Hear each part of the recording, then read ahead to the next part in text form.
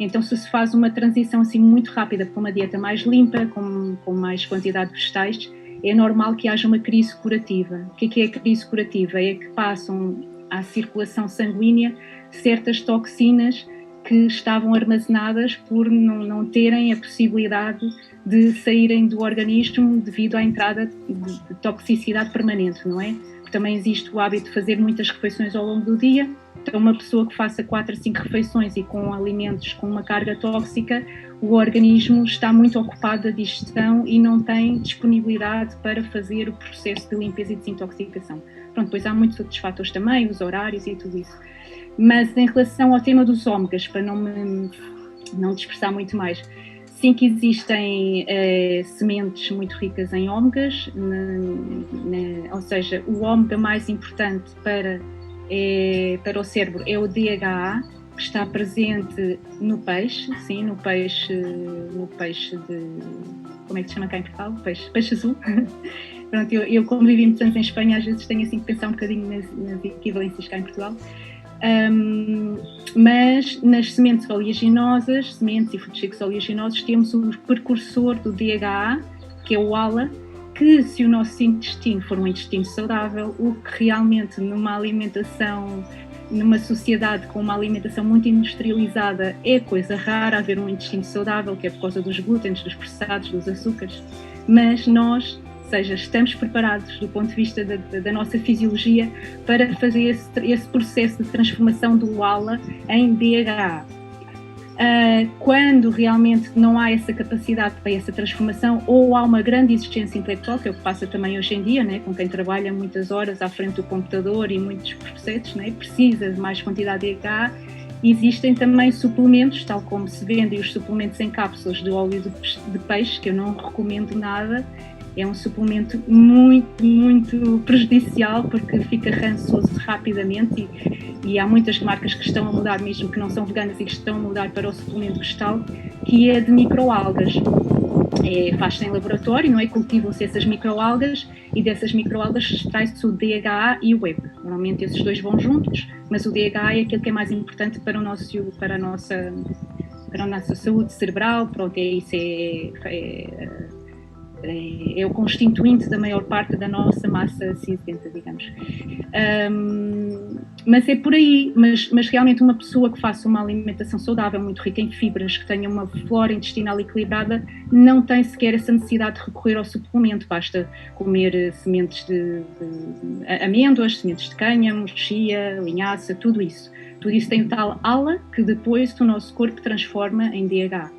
Pode-se também triturar, não é? Fazer pastas de frutos secos, assim, demolhados, não é? É o que eu recomendo, com semente de girassol, com a amêndoa, triturar é maneira de assimilar melhor. Mas tudo isto realmente tem a ver com uma educação do intestino que nós perdemos por comer poucos alimentos crus, não é? Vivemos um bocadinho até com esta fobia, não é? Muito na linha da macrobiótica cá em Portugal, que rejeita muito o contato com o alimento cru, e o alimento cru tem muitas enzimas e muitas fibras que são necessárias para ajudar na absorção, mas se estamos muito desabituados de comer esses alimentos, claro que depois é mais difícil todo esse processo de absorção e digestão. Mas sim, ou seja, o que acontece com os produtos de origem animal é que têm certos nutrientes com acesso mais rápido, só que tem uma série de cofactores que nos são prejudiciais, não é? Sobretudo nos dias de hoje. No caso do peixe, estão com altas quantidades de metais pesados e os que são de como é que se chama, de piscifactoria, não sei como é que se diz cá, de viveiro, não é? Recebem muitos antibióticos, muitas hormonas, por exemplo, o salmão. O salmão é um alimento muito, muito prejudicial. Um alimento não, pronto, assim, não considero de alimento, né? Não devia ser considerado alimento, e há outros produtos de origem animal, nomeadamente os laticínios, que também são dos que mais contaminantes têm, mais prejudiciais são à nossa saúde. E além disso, é o ômega 3, não é? Que tem depois o EPA e o DHA e o ALA. Degrada-se muito facilmente com a temperatura, então o peixe nós temos por hábito comê-lo cozinhado e essa gordura é muito sensível às altas temperaturas e acaba sempre por ficar oxidada. Isso não é benéfico, na verdade. Que mais é que eu ia dizer? Pronto, as algas não são todas as algas, não são aquelas algas maiores, são as microalgas do fitoplâncton, por isso é que normalmente é mais fácil consumir em cápsulas. Por exemplo, a anemia, que é algo muito, muito comum, mas não só no vegetarianismo, na alimentação convencional omnívora também, muitas vezes tem a ver com problemas de absorção de ferro, além de outros temas, não é? Às vezes menstruações abundantes, outras perdas de sangue, mas muitas vezes tem a ver com problema de absorção de nutrientes. Isso tem a ver com todo este desequilíbrio que existe atualmente, muito generalizado, infelizmente, nos intestinos, por causa de alimentos muito desnaturalizados que estamos a consumir, muito intoxicados, muito processados, pronto, tudo isso. É importante realmente haver sempre esse desfrutar do que se come, isso é essencial. Comer com amor, com prazer, cozinhar com amor, e por isso mesmo é importante nós recuperarmos a ligação com os alimentos que realmente nos dão prazer e amor. E o que aconteceu é que a indústria aproveitou-se do nosso lado sensitivo, não é? E criou alimentos muito aditivos, com intensificadores de sabor, com ricos em açúcar, ou amidos que se transformam rapidamente em açúcar e que criam muita dependência. Isso gera em nós realmente uma dependência química e, por consequência, uma dependência emocional, porque esse alimento do qual estamos dependentes quimicamente vai passar a fazer parte da nossa mesa, do nosso prato, com regularidade, e criamos uma relação emocional com ele. Então, realmente, cabe-nos pôr consciência nisto, não é? E às vezes vem associado a um problema de saúde, mas cabe-nos cada vez mais pôr consciência em que não é um prazer genuíno, não é uma vontade íntegra do nosso corpo de comer certo alimento, porque foi explorada, não é? Com uma intenção, não é? De comprarmos cada vez mais coisas empacotadas, com aditivos, e ficamos realmente presos num sistema de consumo, e é essa a intenção, não é? Da indústria, não é? Que sejamos consumidores. Então ou seja, nunca deixar de comer com prazer, mas realmente devemos fazer esse caminho de sanação, e que acho que chega a todos em algum momento, não é? E de ligação aos alimentos que realmente nos dão, porque a partir do momento em que nos habituamos, era o que estavas a dizer, não é? Que agora desfrutas de comer coisas saudáveis. Eu, para mim, pronto, que já tenho assim um grande percurso, eu digo sempre, eu troco um chocolate por uma salada, mas é uma boa salada, é uma salada bem feita, é muito abundante e muito colorida, mas eu desfruto e não consigo passar um único dia sem uma salada de folhas verdes e bem generosa. Eu fico fraca mesmo, fico sem energia. Mas pronto, é isso. Eu acho que é preciso realmente desfrutarmos destes alimentos, que são os alimentos da mãe natureza, o resto são artificializações, não é?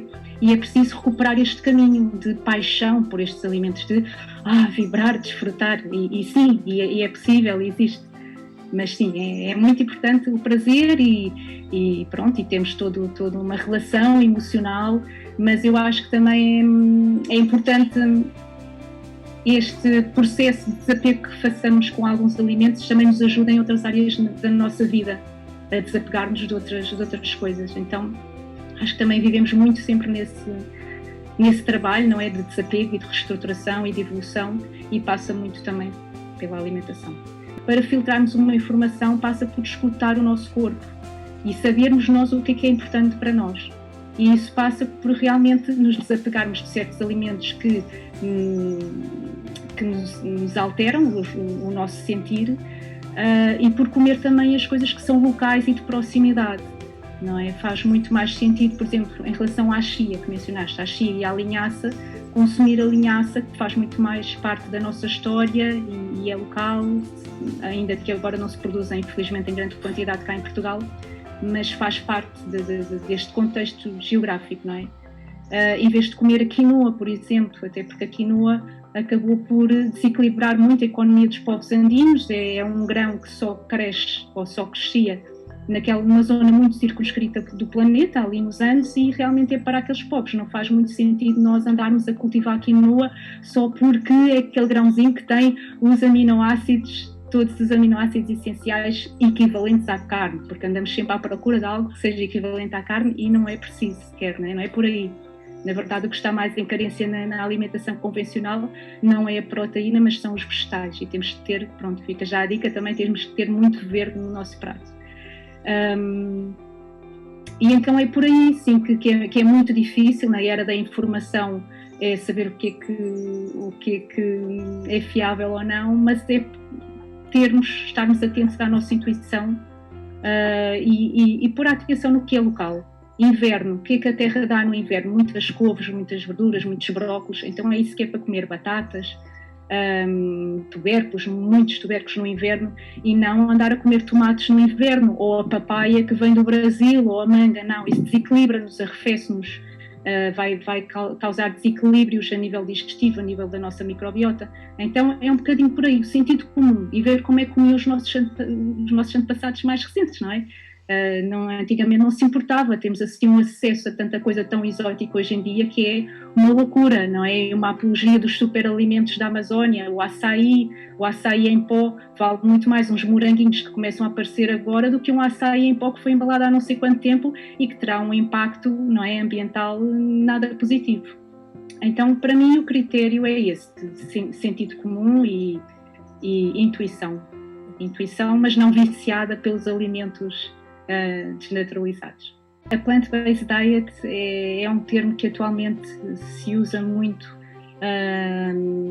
Em vez de veganismo, eu gosto mais de falar plant-based diet porque não exclui outras opções, mas parte do princípio em que as plantas, os vegetais devem ser predominantes na nossa dieta, e do ponto de vista da saúde é o que se tem visto que realmente favorece mais a nossa fisiologia, o que está mais alinhado com a nossa fisiologia. Em relação ao desperdício, o maior desperdício tem a ver com restauração, com excedentes da indústria, não é? Mas sim, que a plant-based diet, e por isso também a promovo, passa muito por este sentido de sustentabilidade. E eu gosto muito de referir também não só esse aspecto de comer certas partes dos alimentos que acabamos por ficamos cada vez mais exigentes, não é? Com a perfeição da maçãzinha e com retirar isto, a manchinha, aquilo, aquilo outro, eliminar cascas, e muitas vezes parte dos alimentos que são muito ricos em nutrientes. E sim, essa é uma estratégia curiosa e que cada vez está mais em voga, até se fazem workshops, tenho visto, só de cozinha, assim, do que seria desperdício. Mas outro aspecto também é comermos plantas que nos esquecemos que são alimentos. As plantas alimentícias não convencionais, as punks, as chamadas punks. E tal como as ortigas, as azedas, as capuchinhas, flores, há montes de flores comestíveis e que trazem essa vitalidade, essa alegria ao prato. Então passa por aí também muitas vezes o tema de esta ideia de crença de que há escassez de algo, não é? Num prato vegetariano, plant-based, como se queira chamar. É uma ideia realmente muito errónea, não é? E esquecemos de tanta riqueza de outros alimentos que quase não usamos, alguns tubérculos que não usamos. Eu estou assim a olhar para o lado porque eu estou aqui rodeada só de coisas comestíveis à minha volta, não é? E desaprendemos, não é, esse conhecimento sobre tantos nutrientes que estão em tantos alimentos que não fazem parte da dieta de uma maneira geral, e a plant-based contempla isso. A plant-based vai um bocadinho mais além, pronto, do vegetarianismo ou do veganismo, neste amor e nesta relação com as plantas, não é? Foi mesmo a palavra plant, não é? No título.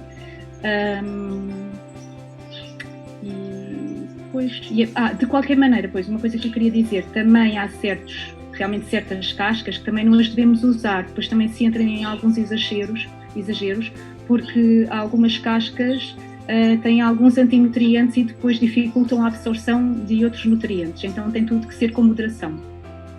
Com algumas fibras, não é, que não se digerem tão bem, sobretudo para algumas pessoas que não estão habituadas a comer muita coisa crua, ou muitas fibras, então de repente começar a comer certas fibras ou certas cascas pode não ser a melhor ideia, do ponto de vista da digestão.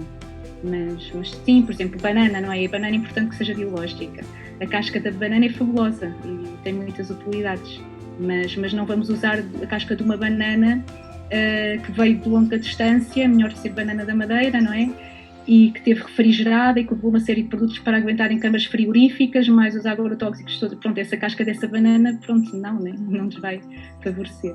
O café inibe a absorção do ferro, então quem tenha problemas de anemia deve ter muito cuidado com a toma de café. Outro aspecto em relação ao café, o cultivo de café em forma tradicional, ou seja, em forma tradicional dentro da agricultura industrializada e com agrotóxicos, leva muitos agrotóxicos. E eu tive mesmo uma fazenda de café no Brasil e infelizmente vi que aquilo não tinha nenhuma ervinha lá à volta, não é? No Brasil e nestes países onde se cultiva o café nem existe tanta legislação no sentido de proibir alguns venenos que já estão proibidos por cá há muito tempo. Então o café concentra, é um produto que, se não for biológico, desde já faço esta recomendação, se não for biológico está muito contaminado. Depois, por outro lado, o que é que acontece com o café? O café, à parte do lado de ser um grande estimulante, que pode ser prejudicial para algumas pessoas, isso aí vai depender de cada um, mas isso é o café, é a erva mate, pode ser o chá verde, o café um bocadinho mais, mas para mim não é tanto esse aspecto. Pronto, claro que tem que haver moderação e que o café gera vício, gera dependência, gera síndrome da abstinência, mas para mim o mais importante é talvez o facto de anular a sensibilidade e esse lado intuitivo de como é que a refeição nos sentou. Porque aqui em Portugal almoça-se assim uma grande comelaina, não é? Fica-se bem empaturrado e depois vai o cafezinho a seguir e desaparece tudo e fica-se pronto para enfrentar uma tarde de trabalho e tudo isso. Ora, isto vai realmente aniquilando toda essa sensibilidade e essa escuta que possamos ter com o que nos caiu bem ou não caiu bem nessa refeição.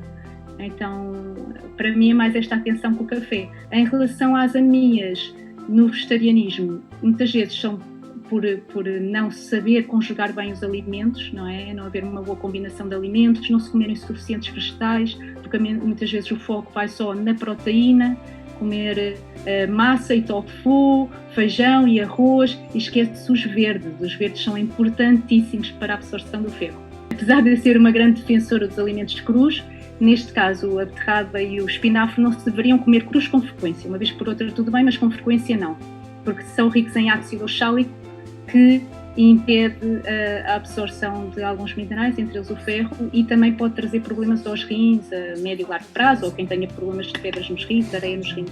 Em relação à dieta dos grupos sanguíneos, a meu ver e de acordo com a minha experiência e também o que eu estudei mesmo do ponto de vista mais científico quando estudei naturopatia, não existe comprovação científica, né, para a eficácia dessa dieta, mas diz que existe bons resultados nas pessoas que experimentam, mas esses resultados passam sobretudo porque as pessoas, ao fazerem uma dieta fiel ao que está prescrito para cada grupo sanguíneo, tiram sempre tudo o que era processado e acabam por comer muitos mais vegetais e alimentos naturais e fisiológicos. Então, mesmo que eu seja, por exemplo, faça a dieta O, e se eu tinha uma alimentação convencional, com muitos produtos industrializados, eu vou-me sempre sentir melhor ao fazer essa mudança. Vai um bocadinho por aí a minha experiência. E no caso, que eu disse das anemias, não há mais anemias em vegetarianos do que em omnívoros. Tem muitas vezes a ver realmente com problemas de absorção intestinal e má combinação de alimentos. É importante também, fica já a dica, é importante a variedade de sabores no mesmo prato, haver diversidade de sabores, ácido, amargo, doce, mas doce tipo da cenoura, da batata doce, não é o doce do açúcar, não é? Este doce que a natureza nos oferece, não é? A natureza oferece muitos alimentos doces. Então é importante haver esse equilíbrio e o ácido deve estar sempre presente. O ácido ajuda na absorção do ferro, entre outros minerais. Então, com umas gotinhas de limão ou um bocadinho de vinagre de qualidade, ajuda também nessa absorção, a evitar o café depois das refeições. E pronto, e há assim mais umas quantas dicas, mas estas se calhar são as mais importantes agora. É comer o alimento fresco Eu falo do vital e do prânico, pronto, isso com energia vital, não é? Com vibração. O alimento fresco, recém-colhido, de proximidade, porque os alimentos que ficam armazenados em muito tempo em câmaras frigoríficas, ou que são colhidos, pronto, isso que são colhidos e armazenados, perdem esta energia vital, ela vai-se consumindo, vai-se perdendo. E hoje em dia, por acaso, é interessante porque sabemos mesmo disto, já do ponto de vista da análise, não é? Porque queremos sempre assim a comprovação. Então existe uma técnica através das fotos Kirlian, que são umas máquinas que também registram a aura, para aquelas pessoas que fazem as fotografias da aura e tal, registram a aura, também registram a energia dos alimentos.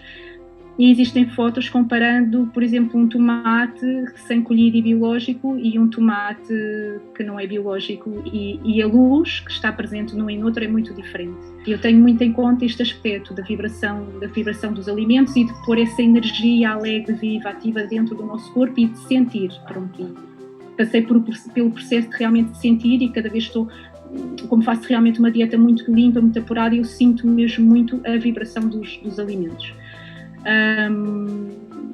E depois os alimentos, assim, os reis dos alimentos vivos e com este prana muito ativo são os germinados e os fermentados, que estão mesmo com uma vida probiótica e de geração de nutrientes muito ativa, porque estão germinados nesta fase de criar nutrientes para criar uma árvore, ou que seja, uma planta maior, e os fermentados estão ali em criação de processos de probióticos, de bactériazinhas, sempre vivos, até que os ingerimos. Aliás, alguns deles passam vivos até ao nosso intestino, por isso vão enriquecer a nossa probiótica.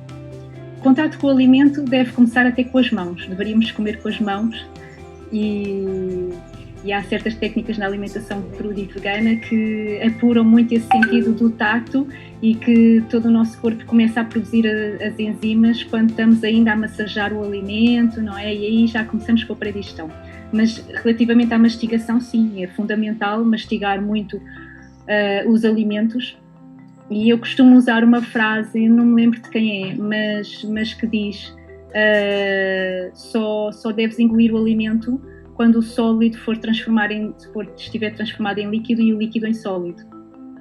Ou seja, até os líquidos nós devemos saborear, salivar antes de engolir, não é fazer glu, glu, glu, glu, glu.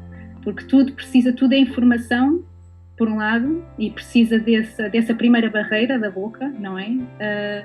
Por outro lado, é na boca que temos uma série de enzimas e que vão preparar esse bolo alimentar para poder depois continuar o processo de transformação e de absorção nas outras partes do nosso corpo. Ou seja, em cada parte o alimento recebe umas enzimas e é transformado, e todas essas partes do nosso corpo têm que estar ativas, não é? E sim, a mastigação é muito importante, e é outra das coisas que hoje em dia está desconsiderada, não é? De uma maneira geral, quer pelo ritmo de vida, as pessoas comem muito rápido ou tomam batidos, e existe também muito hoje, não é? A apologia dos batidos, sim, os batidos podem ser úteis em muitos casos, mas o tomar um batido em vez de uma refeição, por ser rápido, não é? Isso está a anular a digestão, e nós precisamos desse espaço, não é? Até para o mastigar também ativa uma série de reações neuronais que fazem com que o nosso corpo se concentre na digestão. E se nós estivermos a comer muito rápido e à frente da televisão ou com o telemóvel, não estamos propriamente em contato com o alimento, em contato com o processo que se está a desenvolver no nosso corpo, e não estamos a ajudar na digestão. Então, o mastigar abre espaço a tudo isso. Uma alimentação rica em vegetais, em sementes e bem preparada, com boas combinações, faz com que tenhamos acesso a muitos nutrientes fundamentais para o equilíbrio do sistema nervoso, né? Vitaminas do grupo B, que estão em carência numa alimentação que recorre muito aos processados, ou os ômegas também, ômegas de qualidade, precursores da serotonina, temos imensos precursores da serotonina em diversos alimentos. Depois, tudo o que é recorrer a fermentados ou os vegetais vai também equilibrar a nossa flora intestinal. E há um aspecto muito importante, é que nós realmente temos mais bactérias do que células dentro de nós, e as bactérias produzem todas estas hormonas da felicidade, né, chamo eu, e costuma-se dizer, não é? Que promovem a nossa saúde e o nosso estado de felicidade. Já não sei bem que percentagem, mas é uma grande percentagem, não sei se 70% da serotonina é produzida no nosso intestino. Ora, a qualidade de bactérias que temos no nosso intestino é muito importante. Isso passa por comer vegetais fermentados, sementes oleaginosas de qualidade, amidos de qualidade e, claro, tudo o que são laticínios, açúcar, entre outros, pronto, carne, não é? Tudo isso, então, se não for biológica, não é? Tudo isso propicia o desenvolvimento de bactérias e leveduras no nosso intestino que não são propensoras do equilíbrio emocional e desta disponibilidade de nutrientes que fazem parte da saúde emocional. Psicológica, mas sim, mas depois há que trabalhar, ou seja, muitas vezes recomendo um trabalho paralelo para esta relação de apego emocional com a comida, não é? Porque existe este processo e depois é fácil, a partir do momento em que o organismo está limpo, é muito fácil, tipo, manter-se bem e ganhar esta paixão que eu digo que tenho, não é, pelos vegetais.